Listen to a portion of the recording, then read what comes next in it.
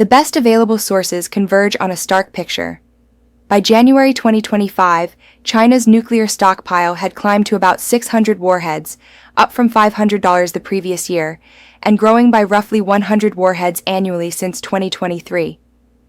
This is the fastest expansion among the 9 nuclear states, and marks a decisive break from Beijing's long-held image of a very small minimum deterrent. The U.S. Department of Defense separately assesses that China surpassed 600 operational warheads by mid-2024, well ahead of earlier projections, and continues to expand the production base to sustain growth through the 2030s. This is the DEFCON Warning System.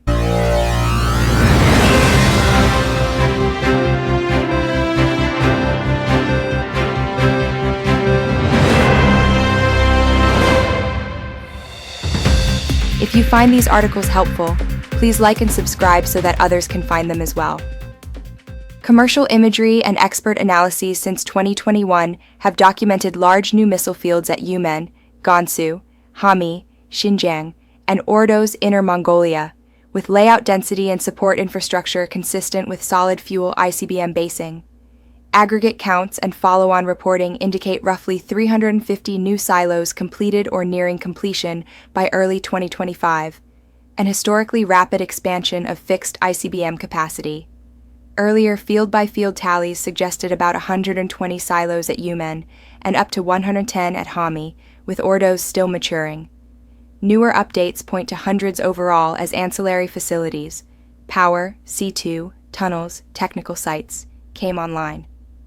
The bottom line, even if not every silo holds a missile, the shell game and reload potential complicates adversary targeting and raises survivability. DoD's 2024 report underscores the scale. 550 ICBM launchers for 400 ICBMs, more launchers than the United States, even if many silos are not yet loaded. The silo build-out complements mobile ICBMs, e.g. DF-41, signaling a shift from a boutique force to a layered, redundant land leg aimed at riding out a first strike and guaranteeing retaliation. Numbers and basing detail are consistent with the infrastructure noted above and DoD force structure trends. China's current Type 094 Jin-class SSBNs are being associated with the longer-range JL-3 SLBM, but independent reviews of the 2024 DoD report note that the next-generation Type 096, expected to field MIRVed SLBMs, appears not yet in serial construction, keeping questions about acoustic stealth and patrol survivability alive for now. The air leg is emerging. The H-6N bomber is linked to an air-launched ballistic missile, ALBM, capability under development, rounding out a rudimentary triad, though far from the operational depth of U.S. or Russian forces. Beijing maintains a declared no-first-use policy, but doctrine and exercises reflect movement toward launch on warning, LO, what PLA techs call early warning counterstrike. DoD's 2024 assessment states the PLA is working to implement LO this decade, supported by ground and space-based sensors and revised C2, shortening decision time in a crisis and increasing the premium on rapid release authority. CIPRI also notes that for the first time, China is believed to keep a small number of warheads at high operational alert, another indicator of peacetime readiness creeping upward, even as most such alert forces worldwide remain American or Russian. What Beijing isn't saying. 1. Warhead accounting and pacing. China offers no official warhead totals, alert status, or force composition. The 600 figure is an independent estimate. The silence denies interlocutors a baseline for risk reduction or future arms control. 2. Silo loading and decoys.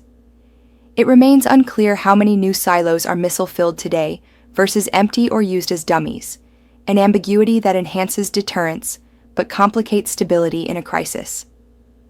3. Sea leg credibility. Official statements avoid details on SSBN patrol patterns, acoustic improvements, or Type 096 timelines, leaving deterrent reliability opaque. 4. Plutonium pathway. Analysts highlight new reactor and reprocessing capacity that could support future warhead growth, but Beijing offers no clarifying transparency on fissile material policy for weapons use. 5. Civil military readiness. A sustained anti-corruption purge inside the PLA and defense industry raises questions about program delays and readiness that China does not publicly reconcile with its deterrence narrative. What it means for strategic stability. Crisis compression. Low plus more alert forces means minutes instead of hours to validate warnings, magnifying false alarm risks in a Taiwan or South China Sea confrontation. Arms control headwinds. The tripolar reality, US, Russia, China, erodes the logic of bilateral limits. With China eschewing parity-based caps while scaling up, classical US-Russia frameworks map poorly to today's geometry. CIPRI's 2025 findings frame this as a new nuclear age with weakening guardrails.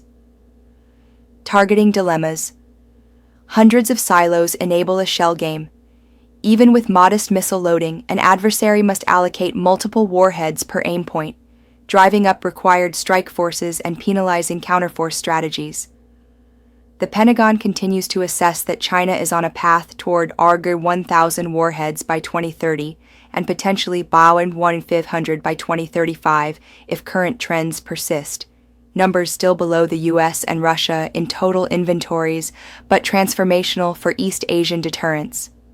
Operationally, expect more survivable basing, matured silo complexes and road mobile dispersal, incremental sea leg improvements, and gradual air leg integration, with posture and C2 refined for faster retaliatory options under low. China's modernization is no longer a boutique upgrade. It is a systemic scale-up, more warheads, more launchers, more ready posture, executed under deliberate opacity. The silence is strategic. It complicates adversary planning, compresses crisis timelines, and raises the cost of any attempt at disarming strike. For planners and the public alike, understanding what we can verify and what Beijing chooses not to say is essential to keeping deterrence stable in the decade ahead. This is the DEFCON Warning System.